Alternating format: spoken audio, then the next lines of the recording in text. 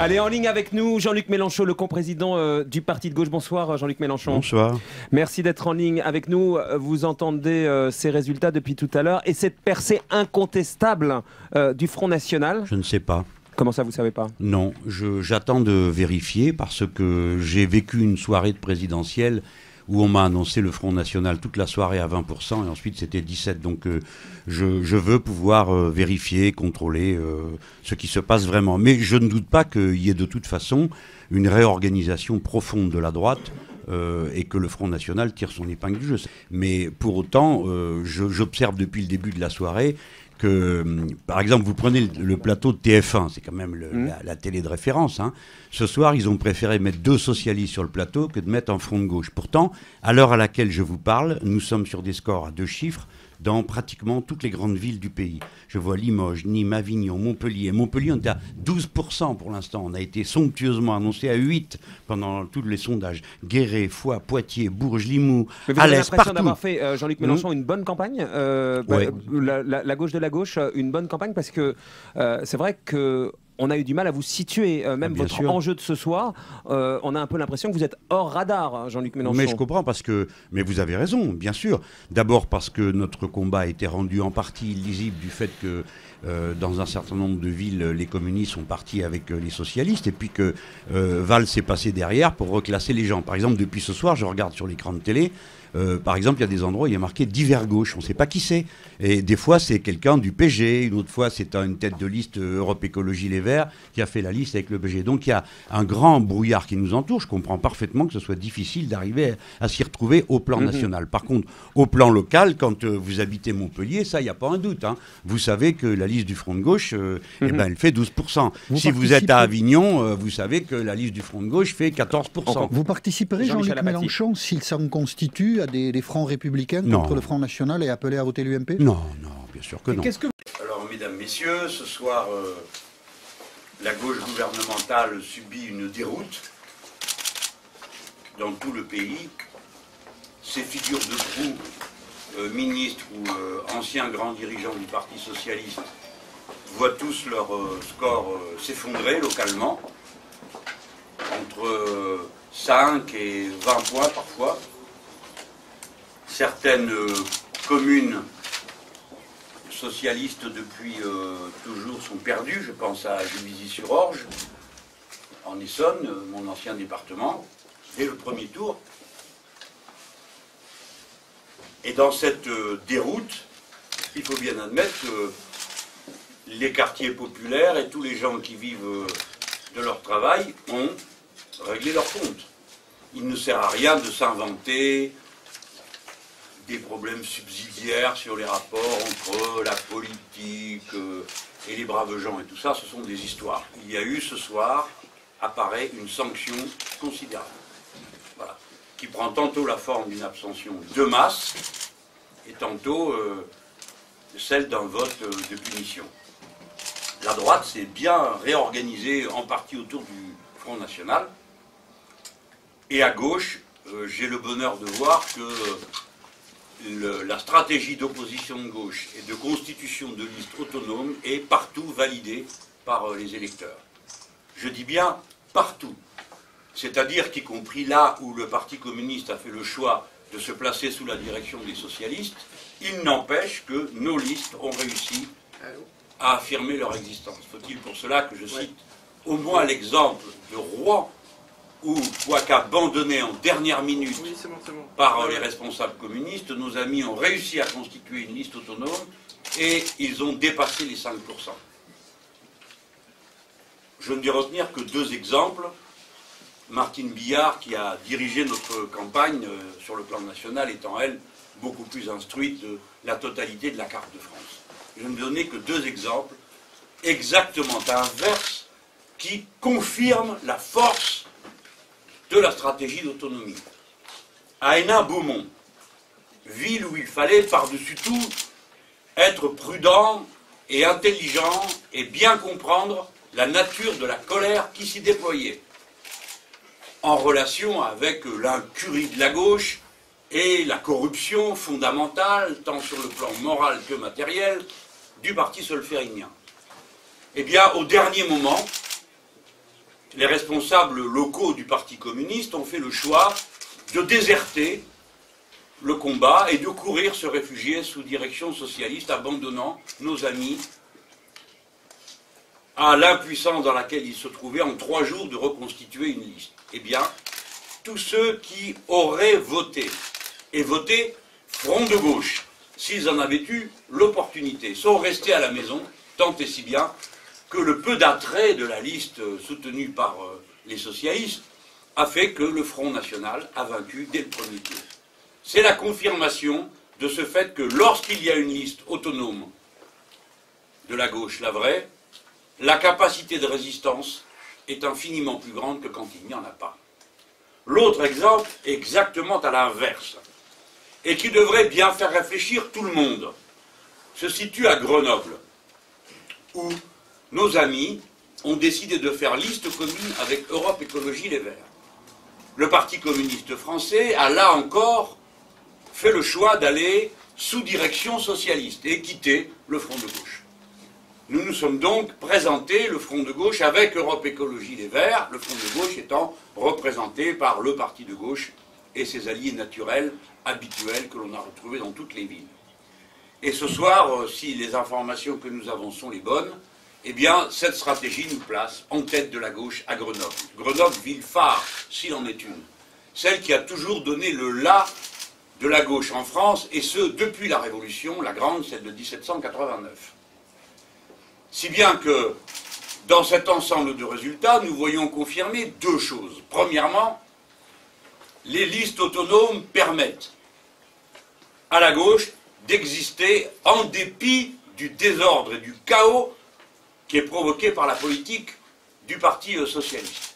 Et deuxièmement, l'alliance du Parti de gauche avec Europe Écologie Les Verts et du Front de gauche en général est une formule victorieuse. Dans toutes les villes où cette alliance est constituée, les résultats sont meilleurs qu'ils ne l'étaient auparavant. Je n'en dirai pas plus pour ce soir, car je ne veux pas donner l'impression de me réjouir dans une ambiance de débat. Je veux une nouvelle fois dénoncer le lepénisme médiatique qui fait que depuis 20 heures, glapisse sur toutes les chaînes et toutes les télévisions, comme dans un hurlement de joie généralisé, la thèse d'après laquelle le Front National ferait une percée historique, ce qui est une pure et simple construction de propagande, car le Front National ne fait pas mieux qu'il a eu fait dans le passé en 1995. La réorganisation de la droite semble se dessiner au profit du Front National, mais rien ne mérite qu'on en fasse l'événement qu'on en fait ce soir. Quant au reste, l'hypocrisie des puissants dégouline à plein seau. Si le Front National est dangereux pour la démocratie, il faut l'interdire. Et sinon, il faut le traiter comme un parti de droite comme les autres, ce qu'il est. Il est en tout cas un parti médiatique tout à fait avéré. Voilà. Mieux vaut maintenant que vous entendiez avec soin les commentaires de Martine Billard, qui seront plus documentés que les miens. Donc, effectivement, on peut dire au soir de ce premier tour, avec des résultats partiels pour le moment, que finalement, cette volonté qu'on avait d'avoir des listes autonomes dans l'immensité des cas dans les villes de plus de 20 000 habitants et même moins, a vu son résultat confirmé, puisque dans nombre de villes, nous dépassons les 10%. Vous savez que 10%, c'est le seuil d'un possible maintien au second tour. Et donc le fait qu'il y ait plusieurs dizaines de villes où nous dépassions les 10% va faire qu'aujourd'hui, évidemment, la scène politique est totalement différente. Et d'ailleurs, à noter qu'effectivement, les médias n'en parlent pas du tout. Parlent beaucoup des possibilités de maintien du FN au second tour, bon, mais dans un certain nombre de villes, c'est le Front de gauche qui, en fait, les listes que nous avons portées, qui, en fait, vont être décisives dans ce qui va se passer au deuxième tour.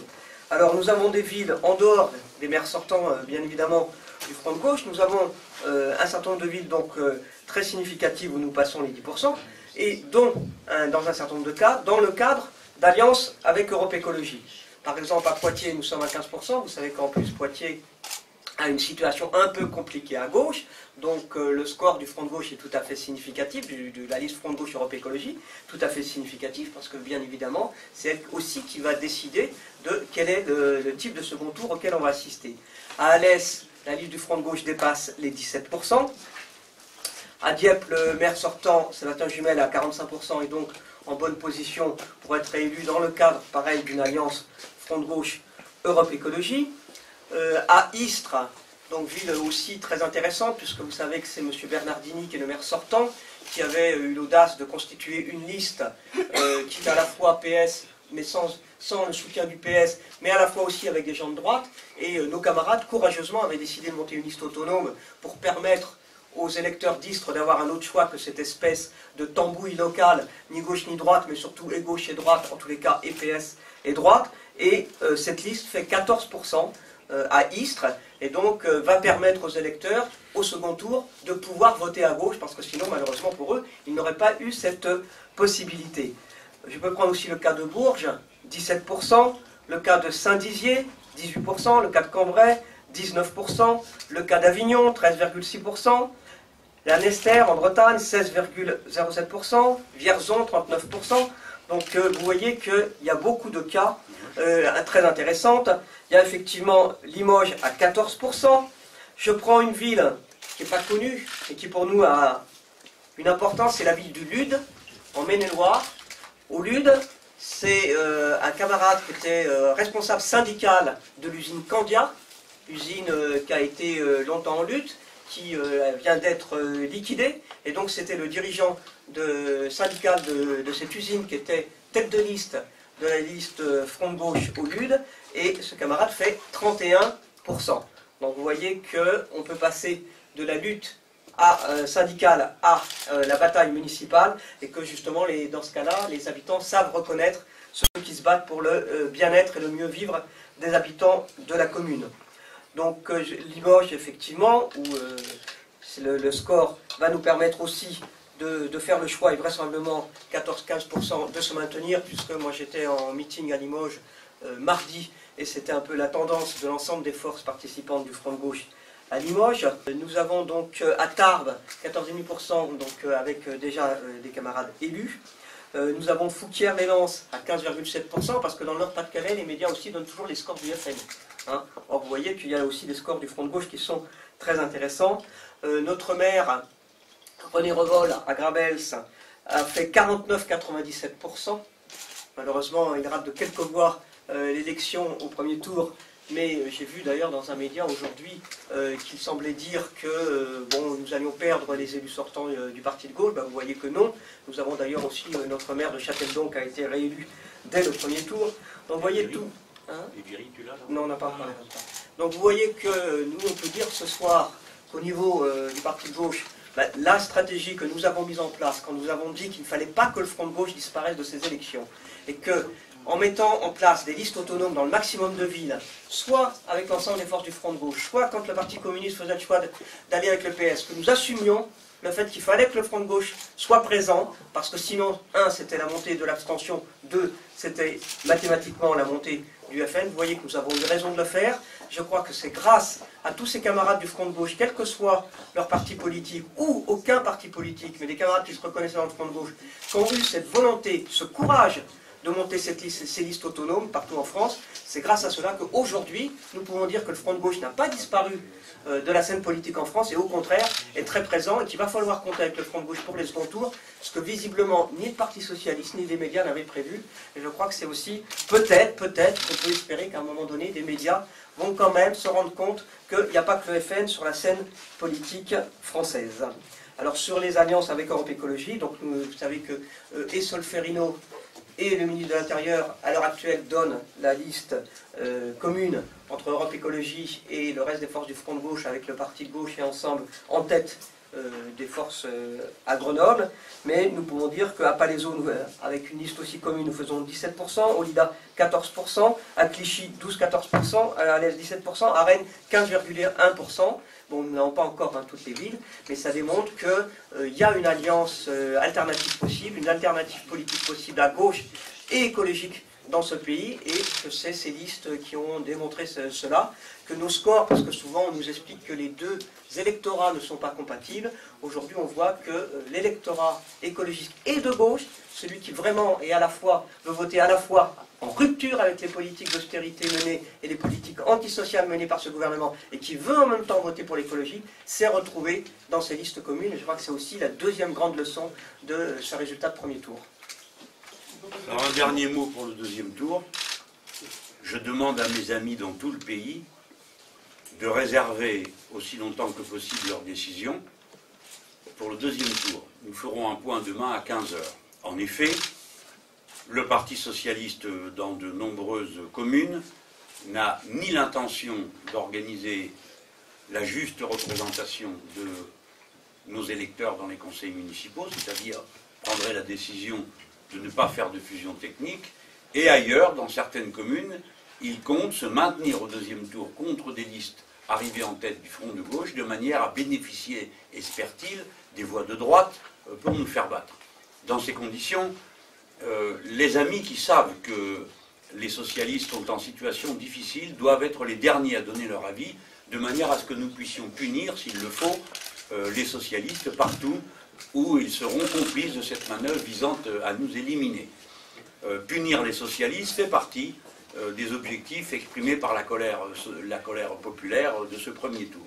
Et on ne doit pas se laisser embarquer par des leçons de morale qui nous seraient faites ici ou là, pendant qu'ailleurs les socialistes prendraient la liberté de nous éliminer, de nous mépriser, de nous ignorer, suivant leurs funestes habitudes. En effet, il n'est pas sûr que la dure leçon qu'ils reçoivent ce soir ait été suffisante pour leur faire comprendre l'ampleur du désaveu qu'ils subissent dans le pays. Donc je demande à mes amis de faire attention, de ne pas penser qu'à eux localement, mais de penser à l'ensemble de la gauche dans le pays. Écoutez, tout de même, dans des dizaines de communes, ce sont nos amis qui ont pris tous les risques, à qui on a cessé de dire, mais restez tranquille et allez avec les socialistes. Et les socialistes disaient, regardez le joli fauteuil qu'on vous donnera, plus la belle carte à essence et le véhicule de fonction, d'accord? Partout on a dit ça à nos amis. Et nos amis ont tenu tête. Et ils ont constitué des listes. Déjà pour commencer à Paris, où personne ne pensait qu'on trouverait 517 personnes qui acceptent de mettre leur nom sur des listes. Ils ont été très courageux. Et dans combien de communes comme ça? Et quand on voit le résultat qui suit, quand les alliances, si vous voulez ce soir, la grande leçon politique pour un parti, je dis bien un parti, comme le parti de gauche, la grande leçon politique, c'est que l'alliance la plus fructueuse pour lui, la plus productive, c'est celle qu'il entretient avec les listes d'Europe Écologie Les Verts, qui sont en rupture avec la politique d'austérité du gouvernement. C'est ça qui fonctionne. Et l'exemple de Grenoble est l'exemple prototypique de ce qu'il faut faire. C'est pas moi à Grenoble qui ai décidé que les communistes ne venaient pas avec nous. C'est eux qui ont décidé ça. Et donc ce soir, vous m'avez posé quelques questions que j'adresse. Je demande aux militants communistes de bien considérer la différence qu'il y a de résultats politiques, pas les sièges et les cartes à essence, politiques, qu'il y a entre la ligne que nous avons défendue, inflexible, irréductible d'autonomie, le résultat politique que ça provoque. Regardez tout l'Est de la France, tout l'Ouest de la France, et regardez ce que ça donne ailleurs, les piteuses et mesquines petites combinaisons. Voilà. Donc nous avons eu raison et les électeurs nous ont donné raison. Et nous venons de faire la démonstration grandeur nature, c'est-à-dire pas à travers le prisme des politologues, des médiacrates, qui vivent dans leur bureau et n'ont pas mis le nez dehors depuis des années dans le pays pour savoir ce qui s'y passe. Nous ne faisons pas non plus le trafic des instituts de sondage qui se sont une nouvelle fois bien plantés. Nous partons des réalités. Nous avons fait la démonstration par Saint-Malo, par Grenoble, par Brest, par Rennes, par tout ce que vous voulez dans le pays, que quand il y a une alliance avec le NPA et Europe Écologie Les Verts, ou bien entre le parti de gauche et Europe Écologie Les Verts, ou bien entre Europe Écologie Les Verts et le Front de gauche dans son ensemble, c'est une alliance victorieuse. Par conséquent, c'est un double message. Premièrement, aux dirigeants communistes, ne recommencez pas à courir vous réfugier auprès du Parti socialiste, ça ne mène nulle part. Et d'autre part, aux dirigeants d'Europe Écologie Les Verts, au lieu de minorer l'importance du résultat qui a été acquis ce soir, regardez-le en face. Dans la moitié des villes de plus de 20 000 habitants, où il y a une liste d'Europe Écologie Les Verts. Dans la moitié, Europe Écologie Les Verts fait liste commune avec le Front de gauche, c'est-à-dire des fois le Front de gauche réduit au parti de gauche, comme c'est le cas dans certaines villes. La moitié, j'ai bien dit, la moitié, ça n'est pas résiduel, ça n'est pas 0,5% comme l'a prétendu par une conception mathématique tout à fait inouïe. Jean-Vincent Placé, c'est là 50% des villes de plus de 20 000 habitants où Europe Écologie Les Verts a une liste, c'est avec le Front de gauche ou le Parti de gauche. Et partout, cette formule additionne les voix plutôt qu'elle ne les soustrait. Donc l'avenir est là. Nous, ce soir, le constat que nous faisons, c'est que la formule opposition de gauche est une formule victorieuse. Et si nous n'avions pas été lamentablement accrochés au wagon du Parti socialiste un peu partout dans le pays, eh bien le résultat éclaterait aux yeux de tous. Et on ne verrait que ça. C'est donc ceux qui ont pris la responsabilité d'aller une nouvelle fois dans les jupes du Parti socialiste qui ont rendu en partie illisible le résultat. Ce soir, je devrais pouvoir vous dire, regardez, dans toutes les villes, il y a des listes Front de gauche, et partout, elles remportent des succès. Mais dans la moitié des cas, le Parti communiste est en partie avec le Parti socialiste, ils partagent la déchéance qui est celle du Parti socialiste lui-même. Et qu'on ne vienne pas me dire qu'ici ou là, ils vont gagner au deuxième tour, d'abord parce qu'il faut qu'ils gagnent, et qu'on a rarement vu qu'entre les deux tours, il y ait des sursauts. Et deuxièmement, je le redis, il n'y a aucune espèce de leçon de morale ou d'injonction qui empêchera nos camarades et nos militants de se repérer d'abord par rapport à l'intérêt général de l'opposition de gauche. Je leur demande à tous de bien faire attention à la nature de la décision qu'ils prennent. Ne vous laissez pas intimider par des donneurs de leçons qui sont prêts à s'allier dans un certain nombre de villes avec la droite pour faire battre les candidats du Front de gauche qui sont en tête. Voilà. Alors j'ai entendu tout à l'heure Madame le premier adjoint de Paris faire appel aux écologistes à Paris. J'en déduis qu'elle n'a pas besoin de nous. Eh bien, c'est ce que nous allons voir. Alors, j'ai entendu tout à l'heure Madame le premier adjoint de Paris faire appel aux écologistes à Paris. J'en déduis qu'elle n'a pas besoin de nous. Eh bien, c'est ce que nous allons voir.